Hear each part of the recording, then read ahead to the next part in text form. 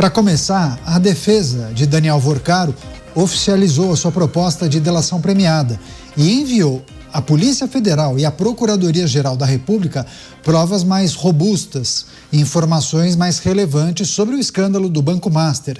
Esse material foi entregue em um pendrive aos investigadores e, segundo os advogados do banqueiro, cada anexo traz detalhes da participação de muitas autoridades e outras pessoas nesse esquema, além de meios para confirmar os fatos narrados. A expectativa é que Vorcaro fale principalmente do possível envolvimento de políticos e integrantes do judiciário e do governo nessas fraudes, além de que aceite devolver os valores obtidos por meio de corrupção. Chamar os nossos comentaristas, vamos ao Rio de Janeiro. Roberto Mota já está preparado, a postos, conectado com a gente. Mota, seja muito bem-vindo.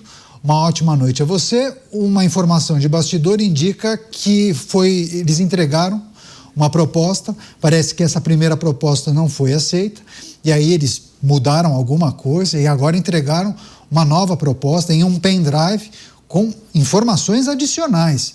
E aí a gente fica em dúvida, né? Bom, por que a primeira versão, agora uma nova versão? Terá uma terceira versão? Que tipo de avaliação as autoridades devem fazer para apontar e falar, não, essa eu não aceito. Ah, sim, essa eu aceito. Como funciona isso? É isso que a gente gostaria de saber, Caniato. Como funciona esse processo? É aí que está a nossa imaginação. Boa noite a você, boa noite aos meus colegas de bancada, boa noite à nossa audiência. Eu queria perguntar a você, caro espectador, caro ouvinte, quanto tempo vocês acham que vai levar até que o conteúdo dessa proposta vaze para a imprensa? Uma proposta entregue em pendrive. Veja só, minha posição continua a mesma.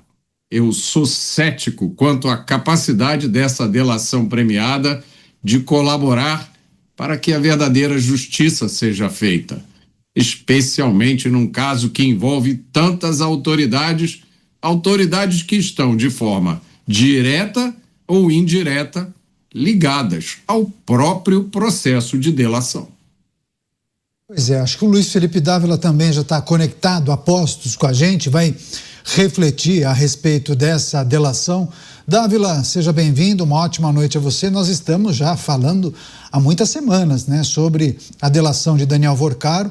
Toda semana tem uma sinalização. A semana que vem vão entregar a proposta. Semana que vem as autoridades devem dar algum tipo de parecer a respeito dessa proposta. Bem, parece que agora um novo conjunto de informações, uma nova proposta foi entregue à Polícia Federal e à Procuradoria-Geral da República e agora é aguardar essa apreciação, né, para saber se há novidades, né, há provas robustas que permitam que o acordo seja fechado. Dá para a gente falar em expectativa, fazer algum tipo de projeção? Bem-vindo.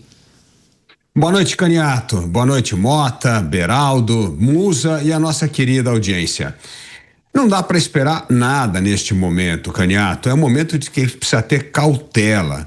Na verdade, os advogados estão há meses trabalhando nessa delação e agora, finalmente, pela primeira vez foi enviado algo à Procuradoria-Geral da República e agora começa aquela história de contestar e contrastar as provas, o que foi dito nessa delação e o que ele já existe em mãos de provas, de evidências.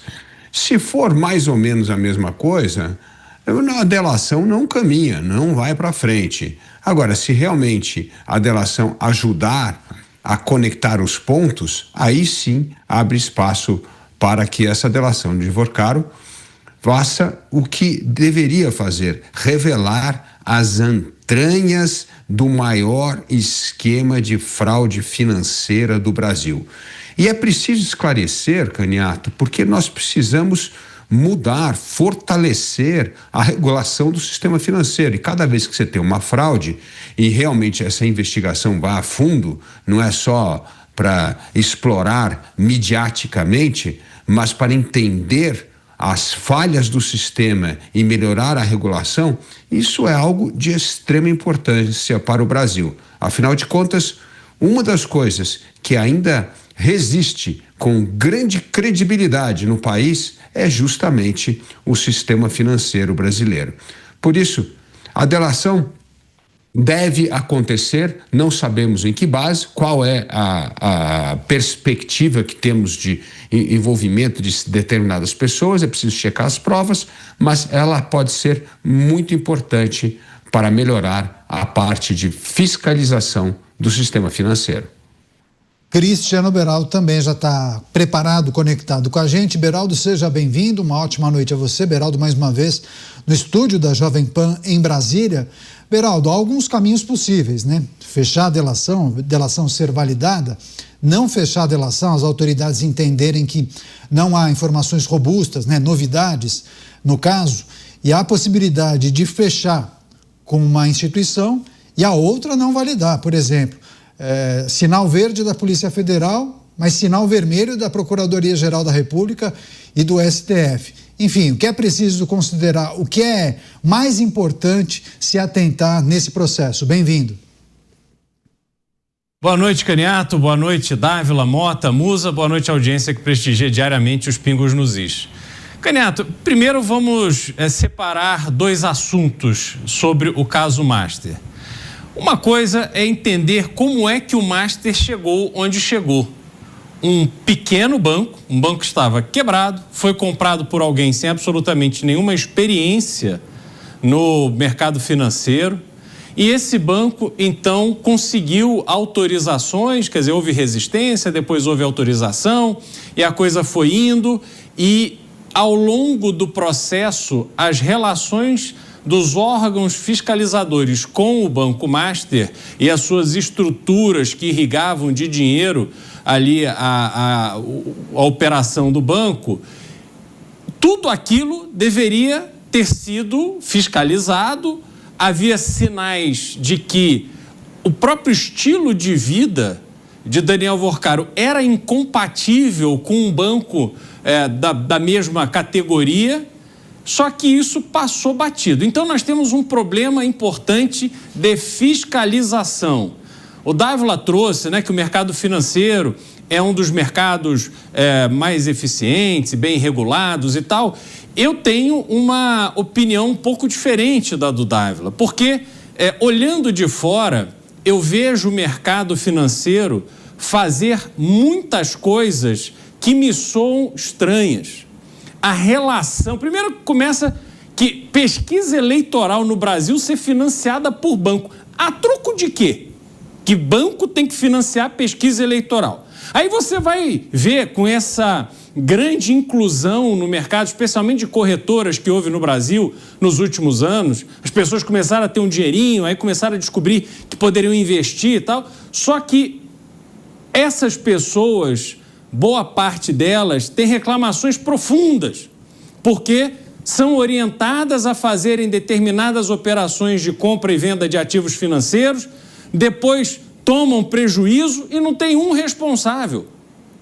Pessoas que são ignorantes para a questão financeira, de investimentos. Essas pessoas ouvem determinadas recomendações, informações e tal, e tomam uma decisão ali com aquilo que elas acham que faz sentido, e aí passa o tempo, tomam na tarraqueta. Só que quando elas têm esse problema, essas perdas, alguém ganhou. Veja só esse negócio do caso Master. O Master vendeu vários ativos, inclusive hotéis, que o Master tinha 1 ou 2 prédios lá onde operavam hotéis. Aí um banco, todo bacana, foi lá, comprou esses ativos na Bacia das Almas e uma semana depois, cria um fundo para investimentos em hotéis de luxo. Pô, tá capitalizando em cima da desgraça do Banco Master. E há suspeitas graves de que boa parte das informações vazadas para a imprensa sobre o caso Master foram vazadas por esse dono desse banco. Então, a fiscalização no universo bancário brasileiro, ela precisa ser muito menos sensível a esta sedução do luxo, do poder financeiro. Precisa ser feito um trabalho técnico. E aí nós termos funcionários públicos, inclusive no Banco Central e no Ministério da Fazenda, que não queiram emprego quando saem das suas funções, que não queiram empregar seus filhos. Pô, tem governador de estado importante do Brasil que trabalha para banqueiro. E o governador não se furta de colocar o estado para favorecer negócios que interessam ao banco onde o filho trabalha. Então, tudo isso acontece no Brasil absolutamente todos os dias. E essas instituições não cumprem o seu papel técnico isento, firme, para preservarem um ambiente financeiro saudável no Brasil. Então isso tudo precisa ser investigado na vírgula, para que os verdadeiros responsáveis por fazerem circo do mercado financeiro brasileiro, não apenas no caso Master, mas especialmente no caso Master, que eles sejam responsabilizados. E a outra parte disso, Caniato, é justamente as relações promíscuas de Daniel Vorcaro com autoridades nos 3 poderes brasileiros.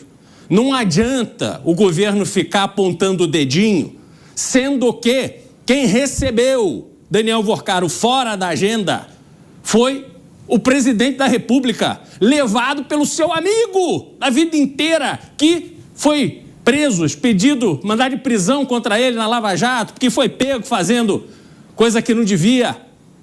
Todos os seus amigos ali do Palácio envolvidos nesse negócio. Então, esta investigação da parte política precisa ser feita a fundo.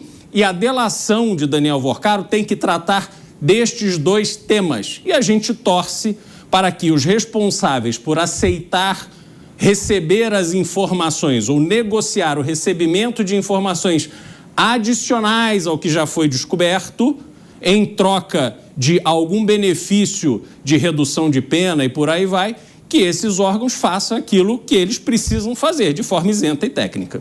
Pois é, deixa eu passar para o Bruno Musa. O Bruno também está com a gente. Bruno, seja bem-vindo, uma ótima noite a você. Claro, alguns aspectos chamam a atenção, devem ser determinantes, né, para que as instituições fechem ou não uma delação premiada. Mas a gente sempre faz um exercício aqui para entender a história da multa, né? O ressarcimento. Que conta é essa que as autoridades fariam para entender qual é o valor que Daniel Vorcaro poderia voltar para as autoridades nesse acordão? Boa noite, Caniato, Mota, Beraldo, Dávila, todos que nos ouvem no Brasil. Pois é, vamos lá. Esse cálculo ele é muito subjetivo. Claro que você pode trazer alguns números à tona, como, por exemplo, o maior rombo da história em valores nominais, inclusive corrigidos pela inflação que o FGC teve que ressarcir aos investidores, da ordem de 51, 52 bilhões de reais. Já mencionei aqui que o maior até o momento tinha sido ali do Bamerindos, em 1997, salvo engano, 95 ou 97, que foram quase 4 bilhões de valores da época, corrigidos a inflação. Isso daria mais ou menos 20 bi. Ou seja, o Banco Master foi mais do que o dobro do que até então tinha sido o recorde de ressarcimento pelo Fundo Garantidor de Crédito. Só que esse valor foi ressarcido. O Fundo Garantidor de Crédito é um fundo privado. Nesse fundo privado, você tem as suas regras de garantia até R$250 mil por instituição, 1 milhão por CPF, como estamos falando aqui só de um banco, R$250 mil por investidor pessoa física, dentre daqueles produtos que são cobertos pelo Fundo Garantidor de Crédito, como certificado de depósito bancário, LCI e LCA, das suas majoritariamente conhecidas. Agora, outros produtos que foram alocados dinheiros bilionários, espalhados pelo Brasil, que não são cobertos pelo Fundo Garantidor de Crédito, esse dinheiro acabou se perdendo por completo. Isso está dentro das normas. Diferente do que foi, por exemplo, Bernie Madoff nos Estados Unidos, ou que foram outros castelos de cartas, como a Victor mesmo aqui no Brasil, típicas operações de pirâmide que quebram, o Banco Master ele tinha a chancela dos órgãos públicos, da CVM, do Banco Central. Ele era um banco. Portanto, ele estava garantido pelo fundo privado, o Fundo Garantidor de Crédito, que tem como principal financiador os próprios bancos. E os maiores bancos acabam aportando mais dinheiro por obrigação legal. Então, esse montante foi devolvido. Agora, o que é subjetivo, que eu mencionei no começo, Caniato, e que, na minha opinião, você pode fazer uma estimativa, mas é simplesmente impossível. Quando nós vamos olhando e abrindo aquele balanço fraudulento do Banco Master, a gente vai vendo ativos na carteira que valiam alguns bilhões de reais no balanço, mas que na realidade não valia nada. Aqueles títulos, por exemplo, de um banco extinto de Santa Catarina, que não valia nada, colocaram valendo alguns bons centenas de milhões. Quando nós vemos, por exemplo, investimentos em empresas que não tinham nenhum tipo de liquidez, que valia alguns bilhões no balanço do ativo do banco, Master, na prática não vale nada, ou vale muitos poucos milhões. Então, essa diferença é muito difícil de você estipular. Ora, imaginemos que você estivesse envolvido no esquema e tivesse uma empresa. O Banco Master pagou pela tua empresa, digamos, 50 milhões, só que a tua empresa vale R$1 milhão. Como é que foi feita essa precificação? No ativo do banco está colocado como 50 milhões. Como é que você volta atrás e fala, não, esse dinheiro simplesmente virou pó porque a empresa valia 1 e não valia 50? Então são tudo estimativas que uma boa parte será subjetiva. Os cálculos principais é que esse rombo é da ordem de 70 bilhões de reais. Quando você tem basicamente 50 cobertos pelo Fundo Garantidor de Crédito, você teria aí uma estimativa a ser devolvida de 20 bi. E isso seria um valor estimado por baixo. Isso é o que se sabe. Imagina o que não sabemos, que está espalhado por toda, sabe-se lá onde, engenharia financeira mundial. Pois é, deixa eu voltar com o Mota para destacar uma parte dessa notícia. Mota, claro que de maneira muito condensada, né, muito resumida, a notícia indica que a expectativa é que Daniel Vorcaro revele o possível envolvimento de políticos e integrantes do judiciário nas fraudes ou a conexão dos integrantes do judiciário ou seus familiares com o Banco Master, além de sugerir a devolução de um montante de dinheiro. Pois bem, aí eu fico pensando, queria que você nos ajudasse a fazer esse exercício. Uma vez que a proposta seja aceita pela Polícia Federal, pela Procuradoria-Geral da República, seja validada, seja homologada pelo ministro relator André Mendonça, como os integrantes do Supremo, citados na delação, tratariam desse processo? Porque é uma dúvida que muitos têm, né? Se afastariam, participariam do processo, julgariam normalmente algo em que eles são citados? É uma resposta difícil de dar, Caniato. Se essa situação estivesse acontecendo em alguma outra instituição, eu diria que a conduta adotada teria sido o afastamento das pessoas supostamente envolvidas desde o momento em que surgiram indícios desse envolvimento. Essas pessoas permaneceriam afastadas até que tudo fosse esclarecido. Eu já dei aqui o exemplo, eu acho que é o melhor que eu consigo pensar. Imaginem um policial que trabalha numa delegacia que está investigando um grande traficante. Durante essa investigação surgem mensagens trocadas entre esse policial e o traficante.